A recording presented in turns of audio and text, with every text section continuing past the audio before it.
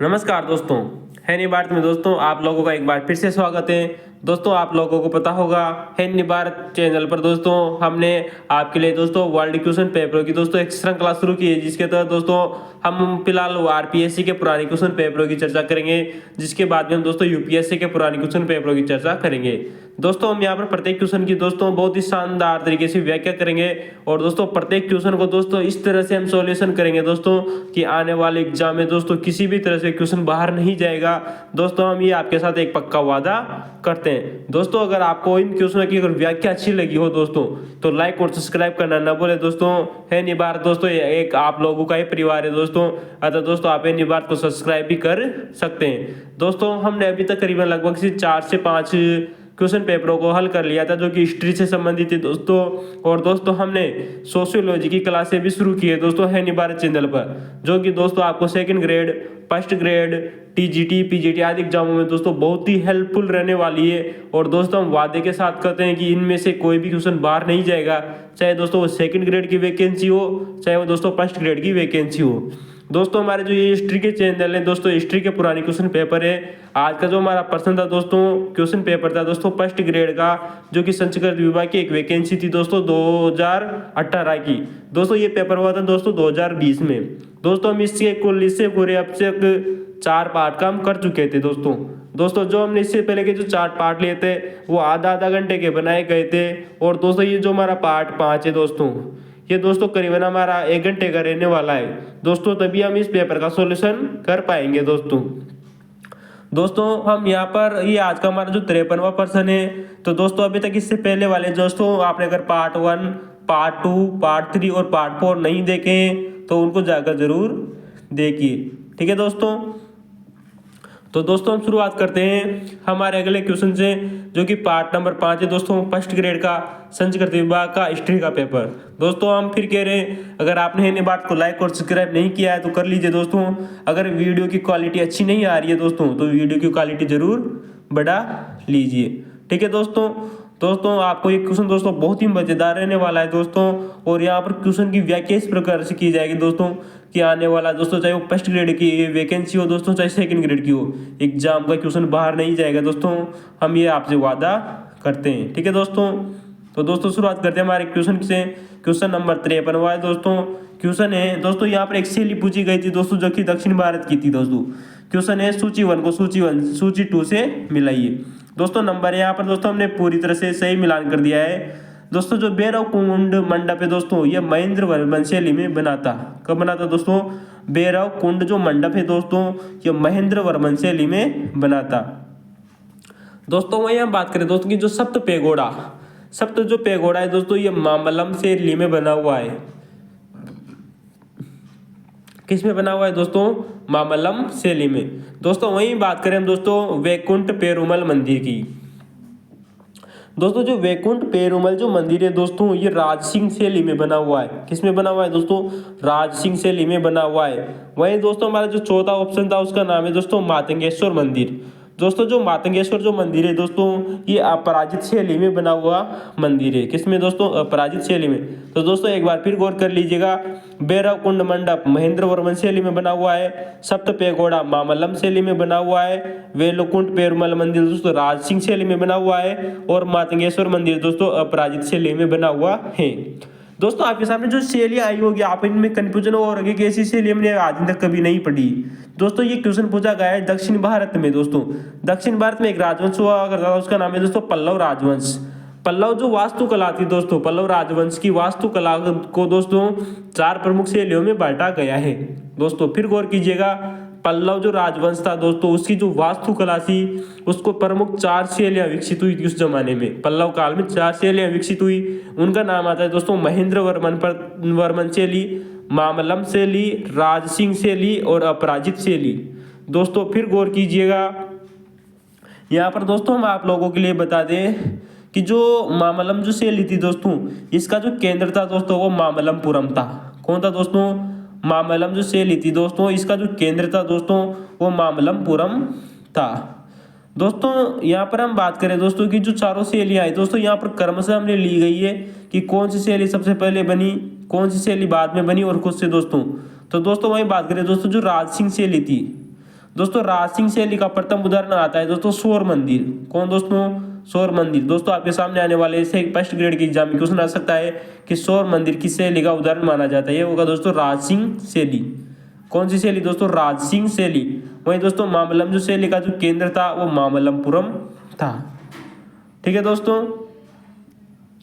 दोस्तों अगर हम इसकी बात करें दोस्तों कि जो राज सिंह जो शैली थी, ये शैली दोस्तों कैलाश मंदिर में भी पाई जाती है। कहाँ पाई जाती है दोस्तों? हमारा जो कैलाश मंदिर है दोस्तों, कांची का जो कैलाश मंदिर है दोस्तों, कांची के कैलाश मंदिर में भी दोस्तों राज सिंह शैली ही पाई जाती है। यानी कि दोस्तों जो कांची का जो कैलाश मंदिर है दोस्तों, ये भी दोस्तों राज सिंह शैली में बना हुआ है।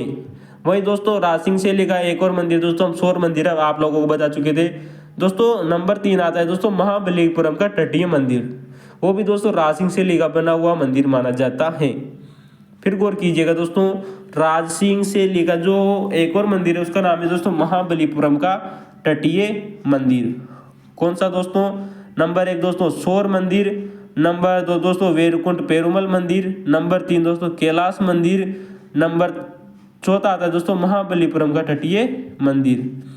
दोस्तों वही हम बात करें दोस्तों की जो अपराजित शैली है, अपराजित शैली का दोस्तों एक और उदाहरण आता है दोस्तों, उसका नाम है दोस्तों बाहुर मंदिर। दोस्तों ये भी क्वेश्चन बहुत शानदार है दोस्तों कि अपराजित शैली का बना हुआ एक मंदिर, उसका नाम है दोस्तों बाहुर मंदिर। दोस्तों बाहुर मंदिर और जो मातंगेश्वर मंदिर है दोस्तों, ये अपराजित शैली में बने हुए मंदिर माने जाते हैं। दोस्तों फिर गौर कीजिएगा, अपराजित शैली जो कि सबसे अंत में आई शैली थी। दोस्तों हम आप लोगों को फिर पुनः याद करके बता दें कि जो पल्लव वास्तुकला थी दोस्तों, इसमें 4 शैलियाँ विकसित हुई। नंबर 1 महेंद्र वर्मन शैली सबसे पहले विकसित होती है। नंबर दोस्तों इसके बाद में जो शैली विकसित होती है उसे दोस्तों मामल्लम शैली कहते हैं, जो कि नरसिंह वर्मन द्वितीय के समय विकसित हुई थी। इसके बाद में जो शैली विकसित होती है दोस्तों उसका नाम है दोस्तों राज सिंह शैली। कौन सी दोस्तों? राज सिंह शैली। और चौथे नंबर पर आती है दोस्तों अपराजित शैली। ठीक है दोस्तों, तो इनका क्रम भी दोस्तों याद कीजिएगा कि सबसे पहले कौन सी थी और सबसे बाद में कौन सी विकसित हुई। ठीक है दोस्तों। दोस्तों हम आप लोगों को बता चुके थे कि जो राज सिंह जो शैली थी दोस्तों, इसका जो चौथा मंदिर है महाबलीपुरम का तटीय मंदिर। दोस्तों एक और जो राज सिंह शैली का बहुत ही प्रसिद्ध मंदिर है राज सिंह शैली में बना हुआ, वो है दोस्तों अर्काट का। दोस्तों आपने अर्काट का एक मंदिर सुना होगा, उसका नाम है दोस्तों पन्नमलाई मंदिर। कौन सा दोस्तों? अर्काट का एक मंदिर है दोस्तों, उसका नाम है दोस्तों पन्नमलाई मंदिर। दोस्तों ये पन्नमलाई जो मंदिर है दोस्तों, ये भी दोस्तों राज सिंह शैली में ही निर्मित है। किस शैली में दोस्तों? राज सिंह शैली में निर्मित है। दोस्तों हम यहाँ पर आप लोगों को बता दें कि जो राज सिंह जो शैली थी, इसमें चट्टानों को काटने के बजाय पत्थर व ईंट का प्रयोग किया जाता था। फिर गौर कीजिएगा दोस्तों, जो राज सिंह शैली थी इसमें चट्टान को काटने के बजाय पत्थर व ईंट का प्रयोग किया जाता था। ठीक है दोस्तों। तो दोस्तों हमने जो आपको लोगों को बता दिया, क्योंकि जो अच्छा दोस्तों यहाँ पर आप बता दीजिए जो दोस्तों हमने हो गए दोस्तों राज सिंह शैली और मामल्लम शैली को हमने पढ़ लिया। ठीक है दोस्तों। लेकिन दोस्तों हम बात करें कि दोस्तों जो महेंद्र वर्मन जो शैली थी इसकी प्रमुख विशेषता क्या थी। दोस्तों बहुत शानदार प्रश्न है दोस्तों, फर्स्ट ग्रेड आने वाले एग्जाम में क्वेश्चन आ सकता है कि जो महेंद्र वर्मन जो शैली थी इसकी प्रमुख विशेषता क्या थी। दोस्तों इसकी प्रमुख विशेषता थी दोस्तों मंडप विकसित। कौन सी दोस्तों? यानी कि दोस्तों इस शैली में सबसे प्रिय लोकप्रिय हुआ दोस्तों मंडप, यानी मंडप का जो निर्माण था दोस्तों वो महेंद्र वर्मन शैली में ही किया गया था। तो दोस्तों आपके सामने कोई सा भी एक दक्षिण भारत का एक मंडप दे दिया जाए, अगर पूछा जाए दोस्तों कि किस शैली में बना हुआ है, तो दोस्तों आप अधिकतर दोस्तों महेंद्र वर्मन शैली ही टिक कर सकते हैं, क्योंकि महेंद्र वर्मन शैली की विशेषता मानी जाती है मंडप विकसित। दोस्तों वही बात करें दोस्तों की मामल्लम शैली। दोस्तों जो मामल्लम जो शैली थी दोस्तों, इसमें दोस्तों जो सप्त पैगोड़ा बनाया गया था दोस्तों मामल्लम शैली की सर्वाधिक विशेषता मानी जाती है दोस्तों रथ विकसित। क्या नाम है दोस्तों? यानी कि मामल्लम शैली में रथों की डिजाइन सबसे ज्यादा बनाई गई थी। दोस्तों इसका बहुत शानदार मंदिर है दोस्तों सप्त पैगोड़ा, मामल्लम शैली में निर्मित है दोस्तों सप्त पैगोड़ा मंदिर। दोस्तों जो सप्त पैगोड़ा मंदिर है इसमें करीबन 8 रथ हैं दोस्तों, सब दोस्तों नाम है सब दोस्तों सप्त पैगोड़ा, लेकिन दोस्तों इसमें 8 मंदिर है। कितने रथ है दोस्तों? 8, जिनमें से 7 को सप्त पैगोड़ा कहा जाता है। दोस्तों याद कीजिएगा दोस्तों 4 व्यक्ति ऐसे हैं दोस्तों, 5 व्यक्ति ऐसे हैं दोस्तों जो कि महाभारत कालीन लिए गए हैं दोस्तों। नंबर 1 दोस्तों अर्जुन रथ, नंबर 2 नकुल रथ, नंबर 3 सदेव रथ, नंबर 4 भीम रथ। पुनः गौर कीजिएगा दोस्तों, नकुल रथ, सहदेव रथ, दोनों भाई थे दोस्तों, अर्जुन रथ और भीम रथ। दोस्तों ये पांच पांडवों में से 4 पांडव आप लोगों के सामने। नंबर 5 पे आती है दोस्तों द्रौपदी पथ, दोस्तों द्रौपदी रथ। दोस्तों एक और आता है दोस्तों पिंडारिन रथ और दोस्तों वलयकुंठे रथ। दोस्तों फिर गौर कीजिएगा, नकुल रथ, सहदेव रथ, अर्जुन रथ, भीम रथ और पिंडारीय रथ और वलयकुंठे रथ। दोस्तों इनको क्रमशः दोस्तों सप्त पेगोड़ा के नाम से जाना जाता है। ठीक है दोस्तों, सप्त रथ इन्हीं को कहा जाता है। लेकिन जो दोस्तों जो द्रौपदी रथ है, 8वां जो रथ है दोस्तों द्रौपदी रथ, इसे सप्त पेगोड़ा में नहीं गिना जाता है। फिर गौर कीजिएगा, जो द्रौपदी जो रथ है दोस्तों 8वां नंबर का, इसे सप्त पेगोड़ा में नहीं गिना जाता है, क्योंकि दोस्तों ये 1 मंजिला है और ये बहुत ही छोटा है। कौन सा दोस्तों? द्रौपदी रथ 1 मंजिला है दोस्तों और बहुत ही छोटा है, अतः दोस्तों इसे सप्त पेगोड़ा में नहीं गिना जाता। अतः दोस्तों याद रखना दोस्तों, सप्त पेगोड़ा में 8 रथ हैं, जिनमें से द्रौपदी रथ को इनमें नहीं गिना जाता, अतः दोस्तों सप्त पेगोड़ा बचता है। ठीक है दोस्तों मैं आप लोगों को बता चुके थे कि दोस्तों जो रासिंग जो शैली थी, इसमें चट्टानों को काटने के बजाय पत्थर व ईंट का प्रयोग किया गया था। दोस्तों अगर आप लोगों को इस क्वेश्चन की व्याख्या अच्छी लगी हो दोस्तों, क्वेश्चन की अगर व्याख्या अच्छी लगी हो दोस्तों, तो दोस्तों वीडियो को लाइक और सब्सक्राइब करना न भूले दोस्तों। अगर दोस्तों आप लोगों को इसकी क्वालिटी कमज़ोर नज़र आ रही है दोस्तों, तो इसकी क्वालिटी बढ़ा लीजिए दोस्तों, आपको वीडियो बहुत ही शानदार नज़र आने वाला है। और दोस्तों वीडियो बहुत ही आपको हेल्पफुल रहेगा, ये आने वाले एग्जाम में दोस्तों आप ये वीडियो ही साबित कर देगा दोस्तों, जो कि वर्तमान में असिस्टेंट प्रोफेसर की वैकेंसी होने वाली है, आने वाली फर्स्ट ग्रेड की वैकेंसी है, सेकंड ग्रेड की वैकेंसी है। ठीक है दोस्तों, तो दोस्तों हम आगे के क्वेश्चन की तरफ चलते हैं, जो कि हमारा 54वां क्वेश्चन है, शिवाजी की मंत्री परिषद का जोड़ा सही है दोस्तों यहाँ पर शिवाजी की मंत्री परिषद का दोस्तों एक जोड़ा लिया गया था, 3 व्यक्ति पूछे गए थे और दोस्तों हमने यहाँ पर करीबन 6 व्यक्ति लिए आपको। ठीक है दोस्तों शिवाजी की मंत्री परिषद में जो अमात्य था, कौन दोस्तों? अमात्य दोस्तों वित्त मंत्री होता था। क्या होता था दोस्तों? अमात्य को वित्त मंत्री कहा जाता था। वही बात करें दोस्तों कि सुमंत था, सुमंत को दोस्तों विदेश मंत्री कहा जाता था। यानी कि जो सुमंत होता था दोस्तों वो विदेश मंत्री था, अमात्य वित्त मंत्री होता था, पेशवा प्रधानमंत्री होता था और पंडित राव दोस्तों दान व धर्म का मामला देखता था। दोस्तों ये क्वेश्चन हम दोस्तों इससे पहले वाले वीडियो में दोस्तों आप लोगों को बहुत बार करवा चुके हैं। अगर आपने पहले वाले वीडियो जाकर नहीं देखे तो जाकर जरूर देखिए, ये क्वेश्चन दोस्तों पुराने वीडियो में से ही आ रहे हैं। ठीक है दोस्तों, तो दोस्तों जो पंडित राव था वो दान व धर्म का संबंधित मामला देखता था, पेशवा प्रधानमंत्री कहलाता था। दोस्तों जो वाक्याविनीश होता था दोस्तों, ये गुप्तचर को होता था। कौन होता था दोस्तों? गुप्तचर। जो वाक्यावनीश होता था दोस्तों शिवाजी की मंत्री परिषद में, जो कि दोस्तों अष्ट प्रधान कहलाती थी। तो दोस्तों जो वाक्यावनीश कौन होता था दोस्तों? गुप्तचर। और जो चिटनीस था दोस्तों, वो पत्र व्यवहार का काम करता था। दोस्तों आप इसको ऐसे भी याद कर सकते हो, जो चिट्ठी को ले जाने वाला व्यक्ति होता है, यानी कि पत्र व्यवहार करने वाला, चिटनीस कहलाता है। तो दोस्तों फिर गौर कीजिएगा, अमात्य वित्त मंत्री होता था, सुमंत दोस्तों विदेश मंत्री होता था, पेशवा प्रधानमंत्री होता था, पंडित राव दान व धर्म संबंधी मामले देखता था, वाक्यान्वेष दोस्तों गुप्तचर होता था। ठीक है दोस्तों ये क्वेश्चन पुराने ही हैं दोस्तों, जो हम इससे पहले वाले वीडियो में दोस्तों आप लोगों को बहुत बार बता चुके हैं। ठीक है दोस्तों आपके सामने दोस्तों भारतीय संविधान के जनक व जननी डॉक्टर भीमराव अम्बेडकर का एक क्वेश्चन आया है दोस्तों। क्वेश्चन है दोस्तों कि डॉक्टर भीमराव अम्बेडकर की पुस्तकों की चर्चा कीजिए। दोस्तों यहाँ पर इस क्वेश्चन में दोस्तों डॉक्टर भीमराव अम्बेडकर की 4 पुस्तकें दी गई थी, जो आप लोगों के सामने हैं। दोस्तों पूरा गौर कीजिएगा, एक क्वेश्चन सेकंड ग्रेड में भी दोस्तों बहुत बार रिपीट होता है, और सेकंड ग्रेड का टॉपिक है दोस्तों भी डॉक्टर भीमराव अम्बेडकर। ठीक है तो दोस्तों क्वेश्चन है आपके सामने, डॉक्टर भीमराव अम्बेडकर की पुस्तकें। दोस्तों क्या आपको पता है कि BR अम्बेडकर का पूरा नाम क्या था?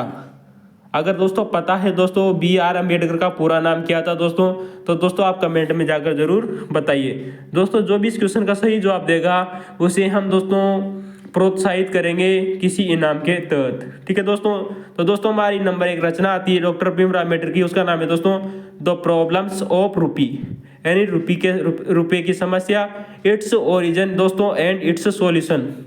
दोस्तों ये डॉक्टर भीमराव अम्बेडकर की पुस्तक थी दोस्तों यहाँ पर हमने सभी डॉक्टर भीमराव अम्बेडकर की पुस्तकों को लिया है। नंबर 2 आती है दोस्तों who were the Shudras.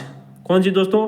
Who were the शुद्धराज, यानी शुद्धराज कौन थे दोस्तों। क्योंकि आपको पता है दोस्तों डॉक्टर भीमराव अम्बेडकर करते दोस्तों वह अक्षुद्र जाति के थे दोस्तों। अतः उन्होंने एक पुस्तक लिखी हु वर द शुद्धराज, यानी शूद्र कौन है। तीसरी पुस्तक आती है दोस्तों इनकी रानाडे, गांधी और जिन्ना। दोस्तों तीन व्यक्ति है जिनके ऊपर डॉक्टर भीमराव अम्बेडकर ने पुस्तक लिखी, रानाडे, गांधी और जिन्ना। दोस्तों एक ही पुस्तक का नाम है रानाडे, गांधी और जिन्ना। ठीक है दोस्तों।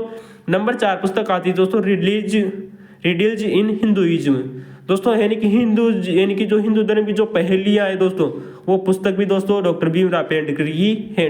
ठीक है दोस्तों ये चारों ऑप्शन दोस्तों फर्स्ट ग्रेड में पूछे गए थे और दोस्तों हम आप लोगों के लिए बता दिए कि चारों पुस्तकें डॉक्टर भीमराव अम्बेडकर की हैं। दोस्तों आप लोगों के सामने हम इस क्वेश्चन का दोस्तों सॉल्यूशन करना चाहते हैं और दोस्तों हम यहाँ पर दोस्तों भीमराव अम्बेडकर की 4 से 5 पुस्तकें आप लोगों को और बता दें दोस्तों, जो बार बार एग्जामों में रिपीट हो रही है, जो फर्स्ट ग्रेड में ही पूछी गई थी दोस्तों दूसरे एग्जामों में। ठीक है दोस्तों। नंबर 1 आती है दोस्तों द बुद्धा एंड हिज धम्मा। कौन सी दोस्तों? द बुद्धा एंड हिज धम्मा। दोस्तों यह सन 1957 में लिखी गई पुस्तक थी दोस्तों डॉक्टर भीमराव अम्बेडकर की। फिर गौर कीजिएगा दोस्तों, द बुद्धा एंड हिज धम्मा। दोस्तों क्या आप लोगों को पता है डॉक्टर भीमराव अम्बेडकर की आत्मकथा का नाम क्या था? नहीं पता तो दोस्तों उनकी आत्मकथा का नाम था दोस्तों वेटिंग फॉर ए वीजा। दोस्तों आप लोगों के सामने क्वेश्चन आ सकता है दोस्तों, ये सारी की सारी रचना दे दी जाएगी और इनमें से पूछा जाएगा इनमें से डॉक्टर भीमराव अम्बेडकर की आत्मकथा कौन सी थी। तो दोस्तों जो वेटिंग फॉर है, जो वीजा है दोस्तों, ये दोस्तों डॉक्टर भीमराव अम्बेडकर की एक दोस्तों आत्मकथा थी। फिर गौर कीजिएगा, ये उनकी आत्मकथा थी। अन्य इनकी रचना आती है दोस्तों बुद्ध एंड कार्ल मार्क्स, यानी कि दोस्तों जो कार्ल मार्क्स थे दोस्तों और दोस्तों उनका सम्मान किया गया है दोस्तों बुद्ध से, यानी उनको आमने सामने रखकर बातचीत वार्तालाप की जाई गई दोस्तों इस पुस्तक में। बुद्ध एंड कार्ल मार्क्स दोस्तों इस पुस्तक के लेखक है दोस्तों डॉक्टर भीमराव अम्बेडकर। नंबर 4 पुस्तक ली है दोस्तों, उनका नाम है दोस्तों द पाली ग्रामर। दोस्तों द पाली ग्रामर दोस्तों ये दोस्तों यूपीएससी में पूछी गई पुस्तक है कि डॉक्टर अम्बेडकर पुस्तक की नाम क्या था, उसका नाम है दोस्तों द पाली ग्रामर। नंबर 5 पुस्तक है दोस्तों उनकी थॉट्स ऑन पाकिस्तान, है कि पाकिस्तान का जो विचार पुस्तक थी दोस्तों, वो भी दोस्तों डॉक्टर भीमराव अम्बेडकर द्वारा ही लिखी गई थी। तो दोस्तों हमने यहाँ पर 5 पुस्तकें ली है दोस्तों जो कि डॉक्टर भीमराव अम्बेडकर की ही थी दोस्तों और जो बार बार एग्जामों में पूछी जा रही थी दोस्तों। तो थॉट्स ऑन जो पाकिस्तान जो पुस्तक थी दोस्तों, ये उन्होंने सन 1940 में लिखी थी। वहीं दोस्तों हम बात करें दोस्तों की रानाडे, गांधी और जिन्ना पुस्तक दोस्तों उन्होंने सन 1943 में पूछी गई थी। दोस्तों यहाँ पर हमने 3 किताबों के उनके सन लिए हैं दोस्तों जो एग्जामों में पूछे गए थे। दोस्तों गौर कीजिएगा, जिन जो हमने यहाँ पर आप लोगों के लिए बताए दोस्तों वो एग्जामों में रिपीट हुए क्वेश्चन हैं कि थॉट्स ऑन पाकिस्तान पुस्तक कब लिखी गई थी? सन 1940 में। द बुद्धा एंड हिज धम्मा पुस्तक सन 1957 में लिखी गई थी। रानाडे, गांधी और जिन्ना सन 1943 में लिखी गई पुस्तक थी। ठीक है दोस्तों, अगर दोस्तों आपको क्वेश्चन अच्छा लगा हो तो लाइक और कमेंट करना न भूलें। ठीक है दोस्तों हम लोगों के लिए बता दें दोस्तों डॉक्टर भीमराव अम्बेडकर ने दोस्तों कुल 32 पुस्तकें लिखी थी। कितनी लिखी थी दोस्तों? कुल 32 पुस्तकें लिखी थी। और दोस्तों आप लोगों को बता दें इन्हें दोस्तों 11 भाषाओं का ज्ञान भी था दोस्तों, यानी कि दोस्तों डॉक्टर भीमराव अम्बेडकर दोस्तों 11 भाषाओं के ज्ञाता माने जाते हैं। कितनी भाषाओं के दोस्तों? 11 भाषाओं के ज्ञाता। दोस्तों एक बार क्वेश्चन आया था दोस्तों एसएससी में कि दोस्तों डॉक्टर भीमराव अम्बेडकर की जो समाधि है वो कहाँ बनी हुई है? दोस्तों आप लोगों को पता है दोस्तों इनकी समाधि दोस्तों चैत्यभूमि मुंबई में बनी हुई है। कहाँ बनी हुई है दोस्तों?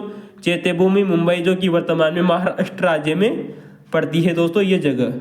तो दोस्तों मुंबई वही जगह है दोस्तों जहाँ से इन्होंने संविधान सभा का चुनाव लड़ा था देश आजाद होने के बाद में। ठीक है दोस्तों, मुंबई वही जगह है जहाँ इनकी समाधि बनी हुई है दोस्तों चैत्यभूमि में। ठीक है दोस्तों हम अगर वर्तमान समय में इस क्वेश्चन की बात करें दोस्तों कि डॉक्टर भीमराव अम्बेडकर को दोस्तों कौन कौन से पुरस्कार दिए गए थे, तो दोस्तों नंबर 1 पुरस्कार आता है दोस्तों बोधिसत्व। दोस्तों ये इनकी उपाधि थी, उनका नाम है दोस्तों 1956 में ये उपाधि इनको दी गई थी बोधिसत्व की, दोस्तों बौद्ध धर्म ग्रहण करने के कारण। नंबर 2 इनको उपाधि दी गई दोस्तों भारत रत्न, जो कि दोस्तों भारत का सर्वोच्च पुरस्कार है भारत रत्न। दोस्तों इनको सन 1990 में दिया गया था। कब दिया गया था दोस्तों? सन 1990 में डॉक्टर भीमराव अम्बेडकर को दोस्तों भारत रत्न दिया गया था। दोस्तों इनको दोस्तों कोलंबिया द्वारा दोस्तों एक अवार्ड दिया गया, उसका नाम था दोस्तों पहले Columbian ahead of their times. दोस्तों देहर्स टाइम्स दोस्तों पहले Columbian ahead of theirs times दोस्तों, ये दोस्तों उनको सन 2004 में दिया गया पुरस्कार था या उपाधि थी दोस्तों। नंबर 4 इनकी उपाधि आती है दोस्तों, इनको द ग्रेटेस्ट इंडिया भी कहा गया है दोस्तों। कब दोस्तों? 2012 में। 2012 में दोस्तों, यानी कि आज से करीबन 11 साल पहले दोस्तों इनको डॉक्टर भीमराव अम्बेडकर को द ग्रेटेस्ट इंडियन कहा गया था। इनको एक पुरस्कार दिया गया द ग्रेटेस्ट इंडिया का। ठीक है दोस्तों, तो दोस्तों इनके 4 पुरस्कार हो गए दोस्तों। और इनकी समाधि दोस्तों चैत्यभूमि मुंबई में बनी हुई है। इनको 11 भाषाओं का ज्ञान था और इन्होंने 32 पुस्तकें लिखी। दोस्तों ये क्वेश्चन अच्छा लगा हो तो लाइक और कमेंट करना न भूलें। ठीक है दोस्तों हम आगे चलते हैं दोस्तों, जो कि हमारा 56वां क्वेश्चन है दोस्तों। कौन सा दोस्तों? सिंगापुर हुआ दोस्तों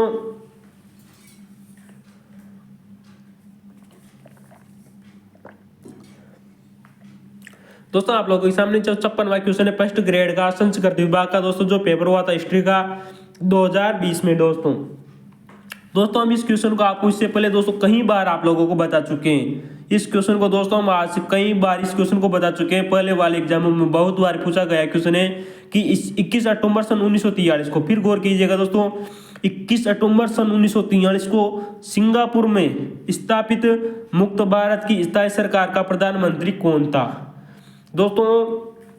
जो इन्होंने जो सिंगापुर में दोस्तों अस्थायी सरकार बनाई थी दोस्तों, इसके प्रधानमंत्री बने थे दोस्तों सुभाष चंद्र बोस, जो कि दोस्तों इन्होंने 21 अक्टूबर सन 1943 को स्थापित की थी दोस्तों ये सरकार। दोस्तों ये दोस्तों अगर आप लोगों को दोस्तों हम बताएं तो दोस्तों जो सरकार बनाई थी इन्होंने सिंगापुर में दोस्तों, जो सिंगापुर में जब ये सरकार बनाई तो दोस्तों इसके प्रधानमंत्री भी यही थे दोस्तों, और दोस्तों इसके दोस्तों राष्ट्रपति भी यही थे, युद्ध मंत्री और वित्त मंत्री। दोस्तों इनके पास 4 विभाग थे। किसके पास दोस्तों? सुभाष चंद्र बोस के पास। ठीक है दोस्तों क्या आप लोगों को पता है सिंगापुर में दोस्तों जो सुभाष चंद्र बोस ने जो सरकार बनाई इसको कितने देशों ने मान्यता दी थी? नहीं पता ना दोस्तों इसका उत्तर होगा दोस्तों 9 देश। दोस्तों ये क्वेश्चन आया हुआ है और दोस्तों वर्तमान में फर्स्ट ग्रेड इसी तरह के एग्जाम को क्रिएट कर रही है कि कितने देशों ने इसको मान्यता प्रदान की थी। क्योंकि आप लोगों के सामने एक बार क्वेश्चन आया था दोस्तों कि जो भारतीय राष्ट्रीय कांग्रेस का इसका प्रथम अधिवेशन में कितने प्रस्ताव पारित किए गए थे दोस्तों? 6 प्रस्ताव और 9 मांगे रखी गई थी। उसी तरह इस क्वेश्चन पूछा जा सकता है दोस्तों कि सुभाष चंद्र बोस की सिंगापुर की जो अस्थायी सरकार थी उसको कितने देशों ने मान्यता दी? दोस्तों इसका उत्तर होगा दोस्तों 9 देश। लेकिन दोस्तों याद रखना इन 9 देशों में सबसे पहले किस देश ने मान्यता प्रदान की? इसका उत्तर होगा दोस्तों जापान। फिर गौर कीजिएगा दोस्तों, सबसे पहले मान्यता प्रदान करने वाले देश का नाम था दोस्तों जापान। ठीक है दोस्तों उस समय जो जापान के जो प्रधानमंत्री थे वो थे दोस्तों तोजो जो जापान के प्रधानमंत्री थे उन्होंने सबसे पहले सुभाष चंद्र बोस की सिंगापुर सरकार को मान्यता प्रदान की थी दोस्तों। उसके बाद में जो मान्यता प्रदान की उसका नाम था दोस्तों बर्मा देश। दोस्तों नंबर 3 पर दोस्तों फिलीपींस नामक देश ने मान्यता दी। नंबर 4 पे आता है दोस्तों जर्मनी, इटली, मंचूरिया, कोरिया। दोस्तों एक करीबन 9 देशों ने मान्यता दी। दोस्तों हम इससे पहले वाले वीडियो में आप लोगों को बता चुके हैं। दोस्तों हम यहाँ पर बात करें दोस्तों कि जो जापान का जो प्रधानमंत्री था तोजो, उन्होंने दोस्तों सुभाष चंद्र बोस को 2 अंडमान और निकोबार द्वीप भी दान में दिए थे दोस्तों, यानी कि इनको सौंप दिए थे। किसको दोस्तों? सुभाष चंद्र बोस को। दोस्तों जब सुभाष चंद्र बोस को अंडमान और निकोबार द्वीप का प्रशासन सौंप दिया गया दोस्तों तो जो प्रधानमंत्री द्वारा, तो दोस्तों सुभाष चंद्र बोस ने अंडमान नामक द्वीप का नाम बदलकर दोस्तों शहीद द्वीप कर दिया। दोस्तों ये क्वेश्चन दोस्तों फर्स्ट ग्रेड में पूछा गया क्वेश्चन है कि अंडमान नाम का जो अंडमान निकोबार है इसका नाम बदलकर दोस्तों सुभाष चंद्र बोस ने क्या नाम किया था? तो दोस्तों जो अंडमान द्वीप था इसका नाम शहीद द्वीप, वहीं दोस्तों जो निकोबार द्वीप था उसका नाम दोस्तों स्वराज द्वीप कर दिया था। ठीक है दोस्तों फिर गौर कीजिएगा, सुभाष चंद्र बोस ने अंडमान और निकोबार नाम द्वीप का नाम बदलकर अंडमान का नाम शहीद द्वीप, वहीं दोस्तों निकोबार का द्वीप का नाम बदलकर स्वराज द्वीप कर दिया था। दोस्तों अगर आप लोगों को दोस्तों पता होगा कि सेकंड ग्रेड का एक महत्वपूर्ण टॉपिक है उसका नाम है दोस्तों सुभाष चंद्र बोस, ये एक पूरा टॉपिक है। और दोस्तों फर्स्ट ग्रेड का भी एक महत्वपूर्ण टॉपिक है सुभाष चंद्र बोस। तो दोस्तों हम यहाँ पर सुभाष चंद्र बोस के बारे में कुछ महत्वपूर्ण फैक्ट्स और बताना चाहते हैं आप लोगों को कि सुभाष चंद्र बोस ने जो ये अस्थायी सरकार बनाई थी दोस्तों सिंगापुर में, 21 सितंबर सन 1943 को। दोस्तों इस सिंगापुर सरकार में दोस्तों सुभाष चंद्र बोस ने बहुत महत्वपूर्ण सारे पद अपने नाम रखे थे। उनका नाम है दोस्तों राष्ट्रपति पद, यानी कि इस सरकार का दोस्तों राष्ट्रपति भी सुभाष चंद्र बोस ही थे। इस सरकार में प्रधानमंत्री भी सुभाष चंद्र बोस ही थे। दोस्तों युद्ध मंत्री और विदेश मंत्री ये पद भी दोस्तों सुभाष चंद्र बोस के पास ही था। आया हुआ क्वेश्चन है दोस्तों कि इस जो सिंगापुर की जो मुक्त सरकार थी दोस्तों, इसमें विदेश मंत्री कौन था? तो इसका उत्तर होगा दोस्तों सुभाष चंद्र बोस। राष्ट्रपति भी स्वयं ही थे, प्रधानमंत्री भी स्वयं थे, युद्ध मंत्री और विदेश मंत्री। फिर गौर कीजिएगा दोस्तों, लेकिन दोस्तों इस जो सरकार बनाई गई थी इसमें जो वित्त मंत्री था, कौन सा दोस्तों? वित्त मंत्री। तो दोस्तों जो वित्त मंत्री बनाया गया था वो थे दोस्तों H.C. चटर्जी। कौन दोस्तों? H.C. चटर्जी।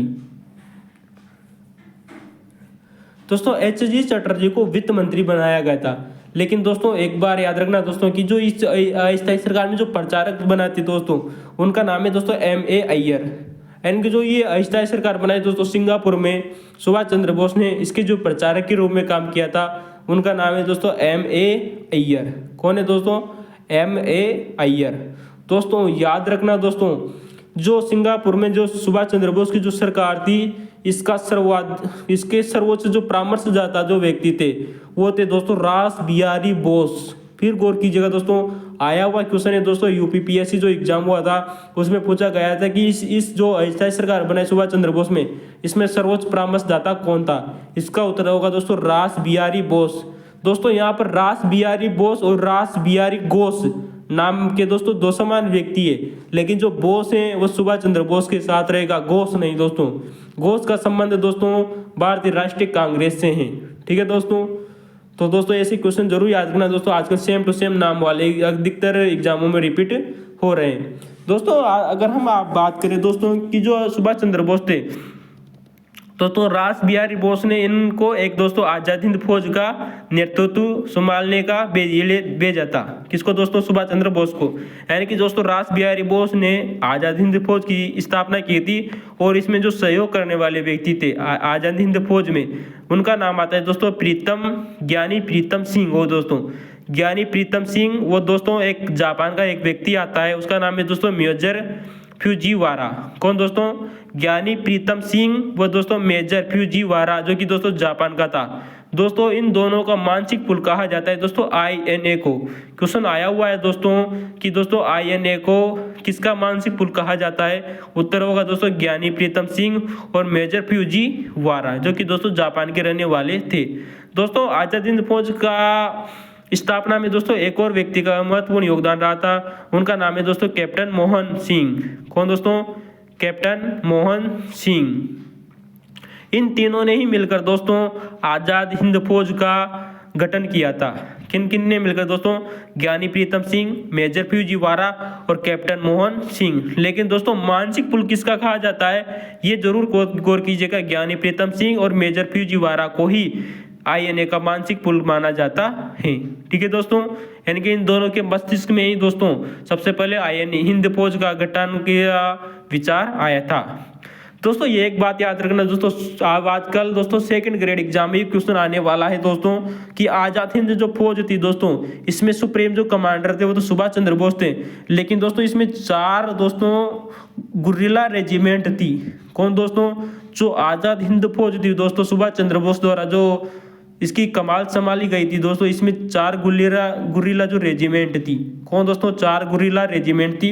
उनके नाम जरूर याद रखना दोस्तों और उनके नेतृत्वकर्ता भी जरूर याद रखना दोस्तों। आने वाले सेकंड ग्रेड और फर्स्ट ग्रेड में दोस्तों RPSC के एग्जाम में क्वेश्चन जरूर आएगा कि 4 गुरिल्ला रेजिमेंट कौन कौन सी थी और उनके नेतृत्वकर्ता कौन थे। दोस्तों नंबर 1 रेजिडेंट आती है, उसका नाम है दोस्तों सुभाष रेजिडेंट। कौन सी दोस्तों? सुभाष जो रेजिडेंट थी दोस्तों, इसका नेतृत्व किया था दोस्तों शाहबाज खान ने। किसने किया था दोस्तों? शाहबाज खान ने दोस्तों। नंबर 2 आती है दोस्तों गांधी रेजिडेंट। कौन दोस्तों? गांधी रेजिडेंट। दोस्तों जो गांधी रेजिडेंट थी दोस्तों, इसका नेतृत्व करता था दोस्तों MJ कियानी। कौन दोस्तों?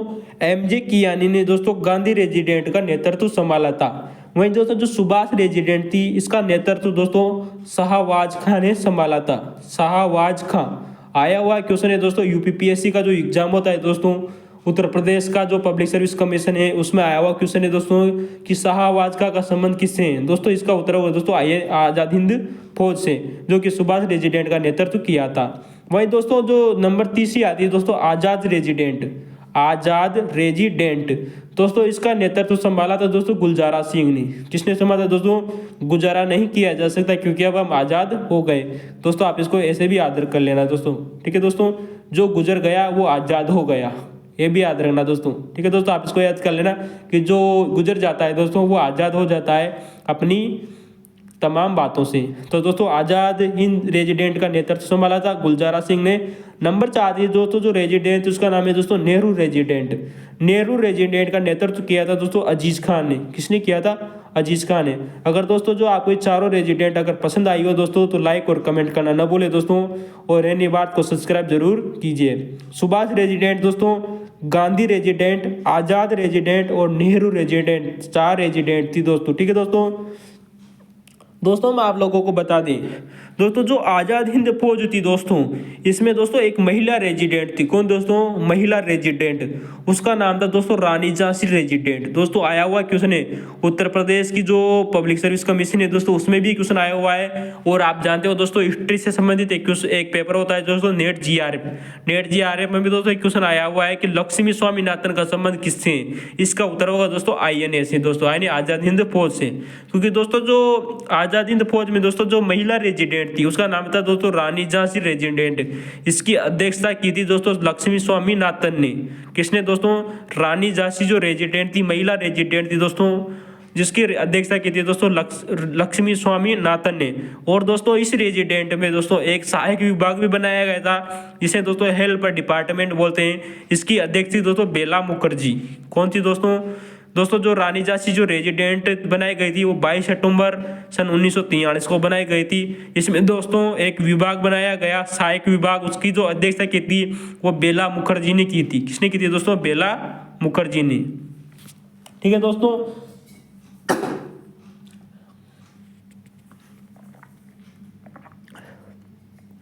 दोस्तों हम अगर आगे बात करें कि जो आज़ाद हिंद फौज थी इसमें दोस्तों एक प्रशिक्षण विभाग भी था दोस्तों, क्योंकि जो आज़ाद हिंद फौज के जो सैनिक थे दोस्तों उनको प्रशिक्षण देने का काम कर रहे थे। इसके लिए एक विभाग बनाया गया। उसके दोस्तों उस विभाग के जो अध्यक्ष थे दोस्तों, यानी उसका जो नेतृत्व करता थे वो थे दोस्तों हबीबुर रहमान। दोस्तों कौन थे दोस्तों? हबीबुर रहमान। दोस्तों जो हम आप लोगों को बता दें जो हबीबुर रहमान थे दोस्तों, इन्होंने अपनी पूरी संपत्ति सुभाष चंद्र बोस के INA के सैनिकों को दान कर दी थी। कितना बड़ा दानी व्यक्ति थे दोस्तों हबीबुर रहमान। दोस्तों इसने अपनी पूरी संपत्ति INA के जो सैनिक थे उनको दान कर दी।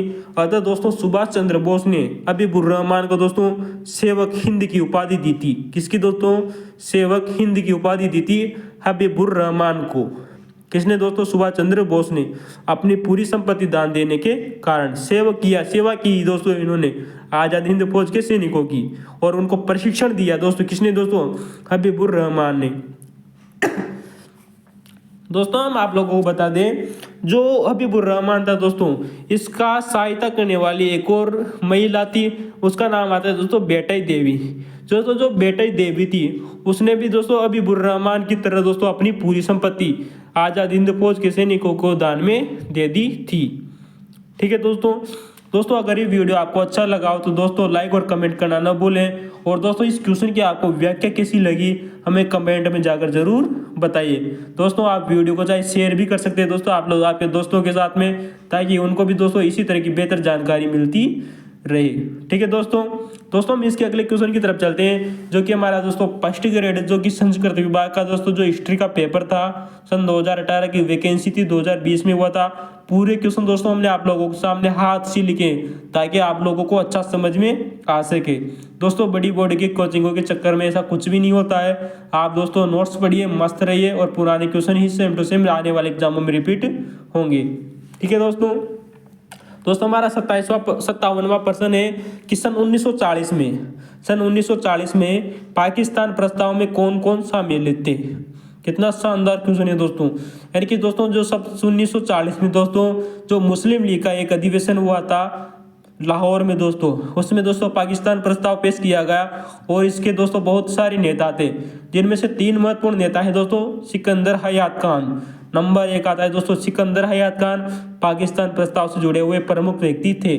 नंबर 2 आता है दोस्तों फजलुल हक, दोस्तों नंबर 2 आते हैं दोस्तों फजलुल हक, और नंबर 3 आते हैं दोस्तों फज उल हक।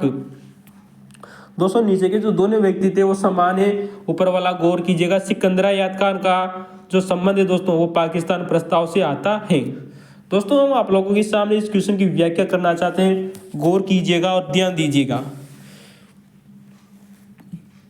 दोस्तों आप लोगों को पता है दोस्तों जो मुस्लिम लीग थी, इसका एक सम्मेलन हुआ था दोस्तों लाहौर में दोस्तों मुस्लिम लीग का अधिवेशन होता है, जो कि दोस्तों 23 मार्च सन 1940 को होता है। दोस्तों कब होता है दोस्तों? 23 मार्च को सन 1940 को होता है। दोस्तों वैसे तो दोस्तों ये सम्मेलन दोस्तों 22 से 24 मार्च तक चला था, 3 दिन तक हुआ था दोस्तों, लेकिन मुख्यतः दोस्तों 23 मार्च सन 1940 को पाकिस्तान प्रस्ताव पेश किया गया। किसके द्वारा दोस्तों? मुस्लिम लीग के द्वारा। मुस्लिम लीग का अधिवेशन हुआ था दोस्तों लाहौर में।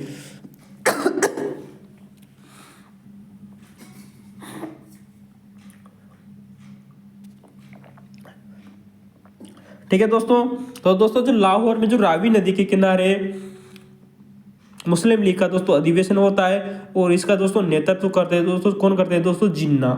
कौन करते हैं दोस्तों? जिन्ना। दोस्तों जो जिन्ना वही व्यक्ति है दोस्तों, कौन दोस्तों? जिन्होंने दोस्तों पाकिस्तान प्रस्ताव के दौरान दोस्तों इसका नेतृत्व किया था दोस्तों, किसका? मुस्लिम लीग का। ठीक है दोस्तों, तो याद रखना दोस्तों, इसे लाहौर घोषणा के नाम से भी जाना जाता है। पाकिस्तान प्रस्ताव को दोस्तों इसे लाहौर घोषणा भी कहते हैं। 23 मार्च सन 1940 की घटना है दोस्तों। मुस्लिम लीग का अधिवेशन हुआ था, लाहौर में हुआ था, रावी नदी के किनारे हुआ था। इसका नेतृत्व दोस्तों जिन्ना ने किया था। दोस्तों हम आप लोगों के लिए बता दें, पाकिस्तान शब्द का प्रयोग दोस्तों रहमत अली ने किया था। किसने किया था दोस्तों? रहमत अली ने। दोस्तों रहमत अली वही व्यक्ति दोस्तों जिन्होंने सन 1933 में कैम्ब्रिज विश्वविद्यालय के जो एक छात्र थे दोस्तों, जिन्होंने अपना एक पैम्पलेट छापा था दोस्तों, अब नहीं तो कभी भी नहीं, जिसमें दोस्तों इन्होंने पाकिस्तान शब्द दिया था। फिर गौर कीजिएगा दोस्तों, पाकिस्तान शब्द रहमत अली ने दिया, सन 1933 में दिया। कैम्ब्रिज विश्वविद्यालय के छात्र थे दोस्तों, एक छोटा सा पेपर छापा था, उसका नाम है दोस्तों अब नहीं तो कभी नहीं। ठीक है दोस्तों, उसमें शब्द दिया पाकिस्तान। लेकिन दोस्तों याद रखना दोनों क्वेश्चन सेम टू सेम है दोस्तों, लेकिन एक और क्वेश्चन आता है कि भारतीय मुस्लिम लोगों के लिए एक अलग देश पाकिस्तान का विचार किसने दिया था? दोस्तों ये दोनों क्वेश्चन बहुत शानदार है, आपको सेम टू सेम नजर आ रहे हैं लेकिन अलग अलग है दोस्तों क्वेश्चन। भारतीय मुस्लिम लोगों के लिए एक अलग देश की मांग दोस्तों मोहम्मद इकबाल ने की थी। और दोस्तों मोहम्मद इकबाल वही व्यक्ति है जिन्होंने सारे जहां से अच्छा हिंदुस्तान एक कविता लिखी थी, गीत लिखा था, सारे जहां से अच्छा हिंदुस्तान। फिर भी दोस्तों ये पाकिस्तान की बात करते हैं, कौन दोस्तों? मोहम्मद इकबाल। दोस्तों जो मोहम्मद इकबाल ने सन 1930 में पाकिस्तान का विचार दिया था। कब दिया था दोस्तों? सन 1930 में दिया था, और इलाहाबाद जो अधिवेशन हुआ था दोस्तों कांग्रेस का, उसमें दिया था। दोस्तों इन्होंने जो पाकिस्तान जो देश है उसके लिए दोस्तों 4 प्रांतों की मांग की थी। किसने दोस्तों? मोहम्मद इकबाल ने। दोस्तों आरपीएससी ने पूछा गया है क्वेश्चन है कि मोहम्मद इकबाल द्वारा दोस्तों पाकिस्तान के लिए दोस्तों किन 4 प्रांतों की मांग की थी? वो है दोस्तों जो उत्तर जो पश्चिम है दोस्तों, हमारा भारत का जो उत्तर पश्चिमी हिस्सा है उसमें 4 प्रांत है दोस्तों। नंबर 1 आता है दोस्तों सिंध, नंबर 2 आता है दोस्तों बलूचिस्तान, नंबर 3 आता है दोस्तों पंजाब, और नंबर 4 आता है दोस्तों अफगानिस्तान, जिसे दोस्तों वो सूबा सरहद के नाम से भी जाना जाता था। दोस्तों इन चारों प्रांतों को मोहम्मद इकबाल ने पाकिस्तान नामक एक देश में मिलाने की बात कही थी। लेकिन दोस्तों जो रहमत अली थे दोस्तों, इसने 5 प्रांतों की बात की थी, सिंध, बलूचिस्तान, पंजाब, अफगानिस्तान, और नंबर 5वां जोड़ा था दोस्तों इन्होंने कश्मीर। किन्होंने दोस्तों? रहमत अली ने जो अपना दोस्तों जो छोटा सा एक पेम्पलेट था उसका नाम है दोस्तों अब नहीं तो कभी नहीं, सन 1933 में छापा था दोस्तों। कैम्ब्रिज विश्वविद्यालय के छात्र थे दोस्तों रहमत अली, जिन्होंने पाकिस्तान शब्द दिया। ठीक है दोस्तों हम अगले क्वेश्चन की तरफ चलते हैं। अगर क्वेश्चन अच्छा लगा हो दोस्तों तो लाइक और कमेंट करना न भूलें, और दोस्तों सब्सक्राइब जरूर कीजिएगा हिंदी भारत चैनल को। आप ही का अपना चैनल है दोस्तों, और साइकोलॉजी भी जरूर पढ़िए, सोशोलॉजी भी पढ़िए। ठीक है दोस्तों, दोस्तों क्वेश्चन आता है कि प्राचीन भारत, क्वेश्चन है दोस्तों कि प्राचीन भारत में दंडकारण्य कहाँ स्थित है। दोस्तों वर्तमान समय में दोस्तों दंडकारण्य दोस्तों जो हमारा जो दक्कन का पठार है दोस्तों उसमें स्थित है। कहाँ स्थित है दोस्तों, वर्तमान में दंडकारण्य दोस्तों भारत का जो दक्कन का जो पठार है उसमें स्थित है। दोस्तों ये वर्तमान के समय के हिसाब से भी दोस्तों बहुत ही महत्वपूर्ण हो जाता है ये क्वेश्चन, क्योंकि वर्तमान में दोस्तों भारत के अयोध्या क्षेत्र में राम मंदिर का निर्माण किया जा रहा है और दोस्तों 22 जनवरी को इसका उद्घाटन होने वाला है, 22 जनवरी सन 2024 को। तो दोस्तों ये क्वेश्चन पुनः पूछा जा सकता है कि दोस्तों जो भगवान राम थे दोस्तों इन्होंने वनवास कहाँ बिताया था। फिर गौर कीजिएगा दोस्तों, भगवान राम ने जो वनवास बिताया था दोस्तों वो दंडकारण्य नामक अभ्यारण्य में ही बिताया था दोस्तों। और दोस्तों ये विंध्य श्रेणी से गोदावरी के बीच का जो क्षेत्र है दोस्तों वो प्राचीन काल में दंडकारण्य कहलाता था। ठीक है दोस्तों, तो दोस्तों अगले क्वेश्चन की तरफ चलते हैं दोस्तों, जो कि हमारा 59वां क्वेश्चन है फर्स्ट ग्रेड संस्कृत विभाग का हिस्ट्री का पेपर है दोस्तों। इसमें 150 क्वेश्चन आए थे, 60वां प्रश्न है। इससे पहले हम 4 वीडियो बना चुके थे दोस्तों। क्वेश्चन है कि भीमबेटका से उत्खनित दोस्तों औजार किसके बने हुए हैं। दोस्तों इसका उत्तर होगा दोस्तों क्वार्टजाइट, यानी भीमबेटका से दोस्तों जो औजार मिले दोस्तों वो क्वार्टजाइट नामक खनिज के बने हुए थे। किसके दोस्तों, क्वार्टजाइट के। बहुत ही सिंपल सा क्वेश्चन था दोस्तों, इसमें कोई बड़ी बात नहीं है। दोस्तों ये क्वेश्चन आप लोगों के सामने नंबर 60वां है दोस्तों, कि जो प्राक ऐतिहासिक जो स्थल थे उनसे उनके संबंधित राज्य को मिलान करना था। दोस्तों फिर गौर कीजिएगा, यहाँ पर प्राक ऐतिहासिक स्थल पूछे गए।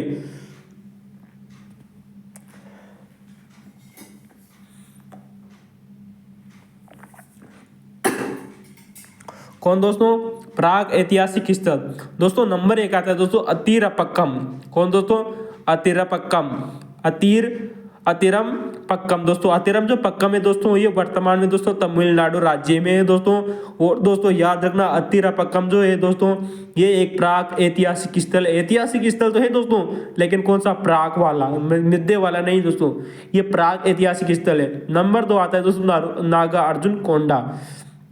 दोस्तों जो नागार्जुन जो कोंडा है दोस्तों ये भी दोस्तों एक प्राक ऐतिहासिक स्थल है। और दोस्तों ये वर्तमान में आप लोगों को बताया दोस्तों आंध्र प्रदेश राज्य में स्थित है। दोस्तों नंबर 3 की बात करें दोस्तों हुसंगी भी दोस्तों एक प्राक ऐतिहासिक स्थल है जो कि वर्तमान में कर्नाटक राज्य में स्थित है। नंबर 4 आता है दोस्तों इनाम गांव। दोस्तों बहुत ही बार इस क्वेश्चन से इनाम गांव से बार बार एग्जाम में रिपीट क्वेश्चन होता है कि जो इनाम गांव में दोस्तों ये एक प्रागैतिहासिक स्थल है दोस्तों। और दोस्तों ये वर्तमान में महाराष्ट्र राज्य में पड़ता है। दोस्तों हम बारीक क्वेश्चन के विवरण की चर्चा करें तो दोस्तों जो इनाम गांव में दोस्तों ये जोरवे संस्कृति का भाग माना जाता है। किस संस्कृति का भाग माना जाता है दोस्तों, जोरवे संस्कृति का भाग माना जाता है दोस्तों इनाम गांव। दोस्तों जोरवे संस्कृति दोस्तों वर्तमान में महाराष्ट्र राज्य में सर्वाधिक फली फूली। दोस्तों किसमें दोस्तों, सर्वाधिक रूप से दोस्तों महाराष्ट्र राज्य में फली फूली। और इसमें के दोस्तों बहुत सारे भाग थे दोस्तों किसके दोस्तों, जोरवे संस्कृति के। नंबर 1 आता है दोस्तों दायमाबाद, नंबर 2 आता है दोस्तों इनाम गांव और नंबर 3 आता है दोस्तों प्रकाश। दोस्तों जो दायमाबाद था दोस्तों जोरवे संस्कृति का एक भाग माना जाता है। दायमाबाद जो कि दोस्तों महाराष्ट्र में पड़ता है दोस्तों, ये गोदावरी नदी के किनारे बसा हुआ था। वहीं दोस्तों जो इनाम गांव था दोस्तों ये दोस्तों भीमा नदी के किनारे बसा हुआ था। और जो प्रकाश नामक जो क्षेत्र था दोस्तों ये महाराष्ट्र में ही पड़ता है दोस्तों। और ये दोस्तों तापी नदी के किनारे पड़ता है। किस नदी के किनारे दोस्तों, तापी नदी के किनारे। प्रकाश जो जोरवे संस्कृति का भाग था दोस्तों वर्तमान में महाराष्ट्र राज्य में आता है। तो पुनः गौर कीजिएगा दोस्तों इनाम गांव दोस्तों जो कि जोरवे संस्कृति का भाग है।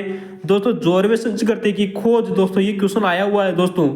एक बार टीजीटी का जो एग्जाम हुआ था यूजीसी नेट का उसमें पूछा गया था दोस्तों कि जोरवे संस्कृति की खोज किसने की थी। दोस्तों हमने यहाँ पर आपके लिए क्वेश्चन लिया है कि जो एमएन देश पांडे थे, किसने दोस्तों, एमएन देश पांडे ने जोरवे संस्कृति की खोज की थी। ठीक है दोस्तों।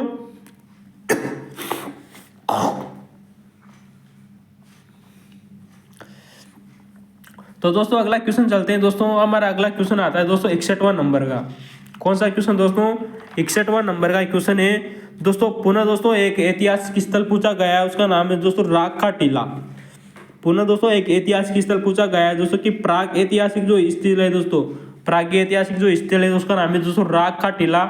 दोस्तों इसका संबंध किस राज्य से पड़ता है? दोस्तों हम बात करें दोस्तों कि जो राग का जो टीला है दोस्तों ये वर्तमान में दोस्तों जो आपका जो दक्षिणी भारत है यानी भारत का दोस्तों जो दक्षिणी हिस्सा है यानी दक्षिणी भारत का दोस्तों ये एक नव पाषाण स्थल है। दोस्तों पुनः गौर कीजिएगा, राग का जो टीला है पाषाण कालीन स्थल तो है लेकिन कौन सा? दोस्तों ये पड़ता है दोस्तों नव पाषाण स्थल। कौन सा दोस्तों? नव पाषाण स्थल। पाषाण स्थल तो है लेकिन कौन सा दोस्तों? नव पाषाण स्थल है। दोस्तों आप लोगों के एग्जाम में क्वेश्चन आ सकता है दोस्तों कि राग का जो टीला है कैसा स्थल है? दोस्तों पाषाण कालीन, ताम्र पाषाण, दोस्तों लोह युगीन आ सकता है दोस्तों। तो दोस्तों क्वेश्चन होगा दोस्तों ये पाषाण कालीन स्थल है और वो भी दोस्तों नव पाषाण स्थल है। दोस्तों ये वर्तमान में दोस्तों जो राग का टीला है ये वर्तमान में दोस्तों संगन कुल्लू गांव में पड़ता है। कहाँ पड़ता है दोस्तों? संगन कल्लू केल्लू नाम एक गांव है दोस्तों जो कि बेल्लारी जिला कर्नाटक का क्षेत्र माना जाता है। वर्तमान में दोस्तों कर्नाटक राज्य का बेल्लारी जिले में एक गांव पड़ता है, उसका नाम है दोस्तों संगन कल्लू। नाम क्या है दोस्तों? संगन कल्लू। संगम कल्लू जो गांव था दोस्तों, अगर दोस्तों आप लोगों को बताए दोस्तों गांव है अर्थात दोस्तों ये ग्रामीण व्यक्ति यहाँ पर रहते होंगे। कौन दोस्तों? ग्रामीण जीवन के अवशेष मिले किससे? व्यक्ति दोस्तों राग के टीले से। दोस्तों ग्रामीण जीवन के व्यक्ति रहते थे अर्थात दोस्तों वो भेड़ बकरियां भैंसे वगैरह पालते होंगे। अर्थात दोस्तों जो पशुपालन व्यक्ति यानी कि मवेशियों की बस्ती थी। कौन दोस्तों? संगन कल्लू। जहाँ से दोस्तों कई बार इस शहर का इस गांव का बार बार में दोस्तों इसमें आपदा आती गई और दोस्तों ये बिछड़ता गया और दोस्तों यहाँ पर होते होते दोस्तों एक राग का टीला बन गया। कहाँ पर दोस्तों? संगन कल्लू गांव, बेल्लारी जिला कर्नाटक में दोस्तों, जो कि ग्रामीण जीवन की एक बस्ती थी जो दोस्तों मवेशियों को पालते थे। अतः दोस्तों यहाँ पर राग का टीला बन गया। तो दोस्तों राग का टीला एक नव पाषाण कालीन स्थल है जो कि दक्षिण भारत के कर्नाटक जिले में कर्नाटक राज्य में पड़ता है। दोस्तों आपको क्वेश्चन की व्याख्या अच्छी लगी हो तो लाइक और कमेंट करना न भूलें। ठीक है दोस्तों अगला क्वेश्चन आता है हमारा 62वां नंबर का। कौन सा दोस्तों? 62वां नंबर का क्वेश्चन है कि मध्य पाषाण कालीन। दोस्तों पुनः क्वेश्चन करना, जो पाषाण पूछा गया है लेकिन पाषाण कौन सा दोस्तों? मध्य पाषाण कालीन दोस्तों। और दोस्तों जो राग का जो टीला है वो दोस्तों नव पाषाण कालीन स्थल है। यही क्वेश्चनों का अंतर समझ दीजिएगा दोस्तों। मध्य पाषाण कालीन स्थल पूछा गया है दोस्तों मिडिवल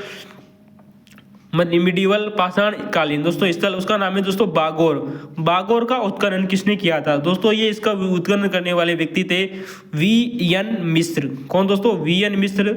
दोस्तों आप लोगों को बता दें जो बागोर है ये वर्तमान में दोस्तों भीलवाड़ा जिला राजस्थान में पड़ता है। कहाँ पड़ता है दोस्तों? भीलवाड़ा जिला राजस्थान का एक क्षेत्र है दोस्तों बागोर। और दोस्तों ये कोटारी नदी के किनारे कहाँ है दोस्तों?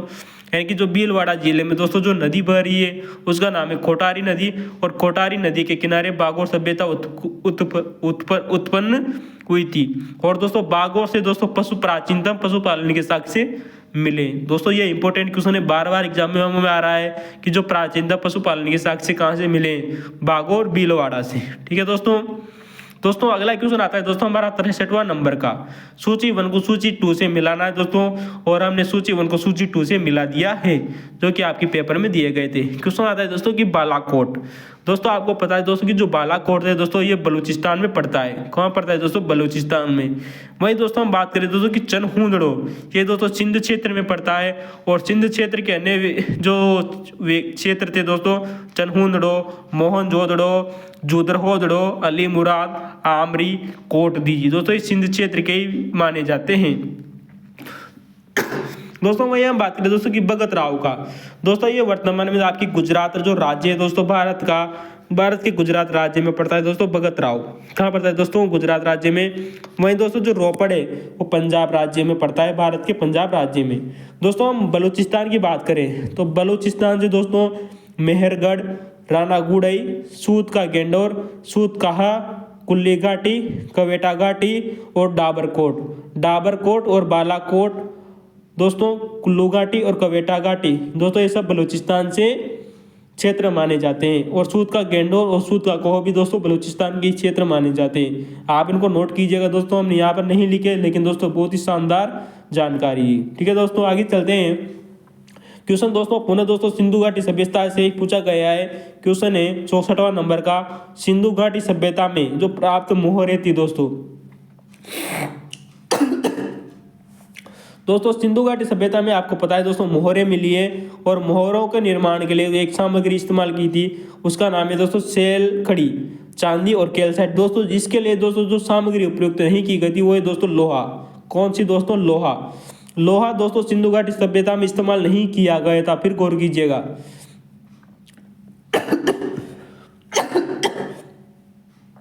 तो दोस्तों हम आप लोगों को पुनः एक बार बता दें कि जो बलूचिस्तान जो क्षेत्र पड़ता है दोस्तों, इसमें बहुत सारे सिंधु घाटी सभ्यता के क्षेत्र थे, जैसे कि दोस्तों मेहरगढ़। कौन सा दोस्तों? मेहरगढ़। नंबर 2 आता है दोस्तों रानागुड़ई। कौन सा दोस्तों? रानागुड़ई। नंबर 3 आता है दोस्तों सूत का गेंडोर और सूत का कोहो दोस्तों। कौन दोस्तों? सूत का कोहो। नंबर 5 आता है दोस्तों कुल्ली नामक क्षेत्र भी दोस्तों बलूचिस्तान में पड़ता है। नंबर 4 आता है दोस्तों कवेटा घाटी भी दोस्तों बलूचिस्तान में ही पड़ता है। और नंबर 5 आता है दोस्तों डाबरकोट और दोस्तों बालाकोट।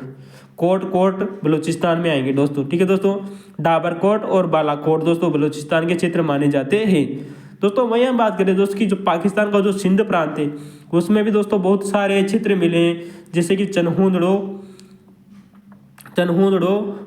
अली मुराद। कौन सा दोस्तों? अली मुराद। मोहनजोदड़ो, जुरओदड़ो। कौन सा दोस्तों? अली मुराद, मोहनजोदड़ो और जुरजोदड़ो, आमरी व कोट दीजी। दोस्तों पुनः सुनिएगा दोस्तों कि जो पाकिस्तान का जो सिंध प्रांत है यहाँ से दोस्तों अली मुराद, मोहनजोदड़ो और जुरजोदड़ो, चनहुंदड़ो, आमरी व कोट दीजी नामक सभ्यता स्थल प्राप्त हुए हैं सिंध क्षेत्र से दोस्तों, आमरी व कोट दीजी, ठीक है दोस्तों।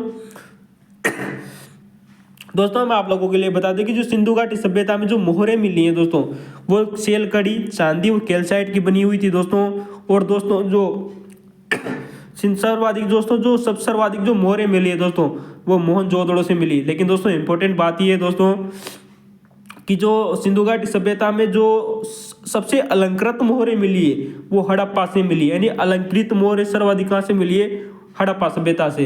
वहीं दोस्तों सर्वाधिक मोहरें कहाँ से मिली है? मोहनजोदड़ो से। दोनों क्वेश्चन अलग अलग है दोस्तों। अलंकृत मोहरें हड़प्पा से, सर्वाधिक मोहरें मोहनजोदड़ो से। दोस्तों जो ये मोहरें बनाई जाती थी वो 3 प्रकार की होती थी। कितनी प्रकार की होती थी दोस्तों? 3 प्रकार की। नंबर 1 आता है दोस्तों वर्गाकार, जो कि सर्वाधिक मात्रा में मिली है वर्गाकार मोहरें। नंबर 2 आता है दोस्तों आयताकार। नंबर 3 आता है दोस्तों वृत्ताकार। वर्गाकार मोहरें दोस्तों सर्वाधिक मिली है, नंबर 2 आयताकार, नंबर 3 वृत्ताकार। दोस्तों हम आपके लोग दोस्तों सिंधु घाटी सभ्यता का कुछ क्षेत्र बता दें जो कि वर्तमान में आरपीएससी द्वारा पूछे जा रहे हैं। नंबर 1 आता है दोस्तों नवीन स्थल है दोस्तों, उसका नाम है दोस्तों करीमशाह दोस्तों, जो कि गुजरात में पड़ता है। और जो वेंगी कोट है दोस्तों वो थार मरुस्थल में पड़ता है दोस्तों। इन दोनों जगह से दोस्तों जलवायु परिवर्तन के प्रमाण मिले हैं। फिर गौर कीजिएगा, करीमशाह जो कि गुजरात का क्षेत्र है दोस्तों, और वेंगी कोट जो कि थार मरुस्थल में पड़ता है, यहाँ से जलवायु परिवर्तन के प्रमाण मिले हैं, ठीक है दोस्तों।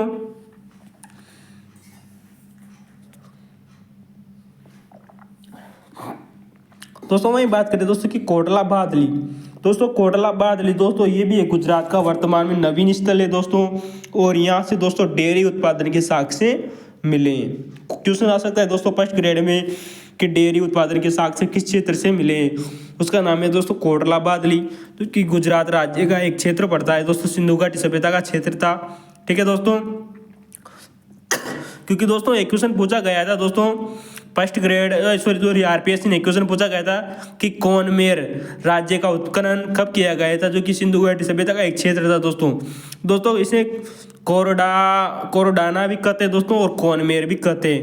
ये गुजरात के कच्छ राज्य का एक क्षेत्र है दोस्तों इसका क्षेत्र का उत्खनन दोस्तों सन 2006 में किया गया था। और एक क्वेश्चन आरपीएससी ने पूछा हुआ है कि कौनमेर सिंधु घाटी सभ्यता का क्षेत्र किस राज्य में पड़ता है? गुजरात में। और इसका उत्खनन किया गया दोस्तों 2006 को, ठीक है दोस्तों।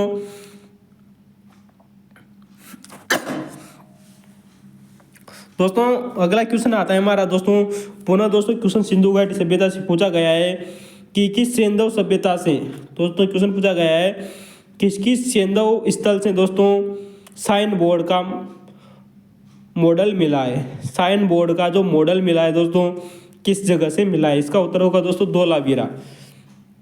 आपको पता है दोस्तों सेकंड ग्रेड में क्वेश्चन बार बार पूछा जा रहा है कि दोस्तों जूनी कुरान कहाँ पर स्थित है। दोस्तों जूनी कुरान का आरपीसी ने अब तक 2 बार एग्जाम में पूछा हुआ क्वेश्चन है कि जूनी कुरान कहाँ है दोस्तों। ये वर्तमान में दोस्तों धोलावीरा का है, वो दूसरा नाम है दोस्तों जूनी कुरान। अभी दोस्तों जो 2023 की जो वैकेंसी हुई थी सेकंड ग्रेड की, उसमें भी यही क्वेश्चन पूछा गया था। ठीक है दोस्तों, तो दोस्तों जो धोलावीरा है दोस्तों इसके अन्य नाम आता है दोस्तों कुरन या जूनी कुरन, जूनी कुरान भी कहते हैं दोस्तों। बहुत ही शानदार क्वेश्चन है दोस्तों, आने वाले एग्जाम में पुनः ये क्वेश्चन रिपीट जरूर होगा। और दोस्तों जो धोलावीरा जो शब्द है इसका शाब्दिक अर्थ होता है दोस्तों सफेद कुआं। क्या होता है दोस्तों? सफेद कुआं। दोस्तों ये क्वेश्चन भी पुनः रिपीट होगा और आने वाले एग्जाम में इसका क्वेश्चन जरूर आएगा कि धोलावीरा का अर्थ क्या होता है? सफेद कुआं। दोस्तों जो धोलावीरा है दोस्तों इसकी खोज दोस्तों जगतपति जोशी ने की थी। कब की थी दोस्तों? सन 1967-68 में। कब की थी दोस्तों खोज? धोलावीरा की खोज जगतपति जोशी ने की थी, सन 1967-68 में की थी। वहीं दोस्तों हम आप लोगों को बात करें दोस्तों जो धोलावीरा था, धोलावीरा का उत्खनन दोस्तों RS बिष्ट द्वारा किया गया था। किसके द्वारा? RS बिष्ट के द्वारा इसका उत्खनन किया गया था। दोस्तों सर्वाधिक महत्वपूर्ण बात यह है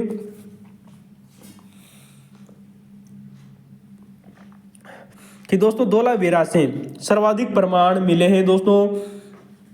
वो कौन कौन से दोस्तों याद रखना दोस्तों। हम यहाँ पर एक ही लाइन में इन शब्दों को क्लियर कर देंगे। नंबर 1 दोस्तों नहर, नंबर 2 बांध, नंबर 3 सुनामी, नंबर 4 आता दोस्तों पत्थर पर पुलिस के प्रमाण। फिर गौर कीजिएगा दोस्तों धोलावीरा से जो प्रमाण मिले हैं वो है दोस्तों नहर के प्रमाण, नंबर 2 दोस्तों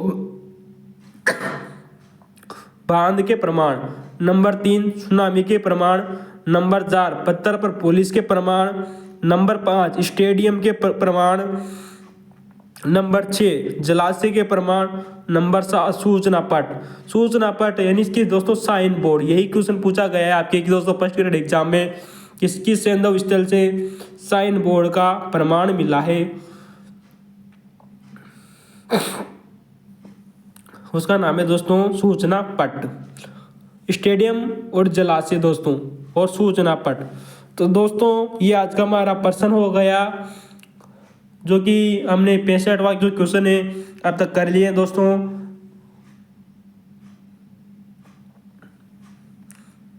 दोस्तों ये फर्स्ट ग्रेड की वैकेंसी थी 2020 में हुई थी।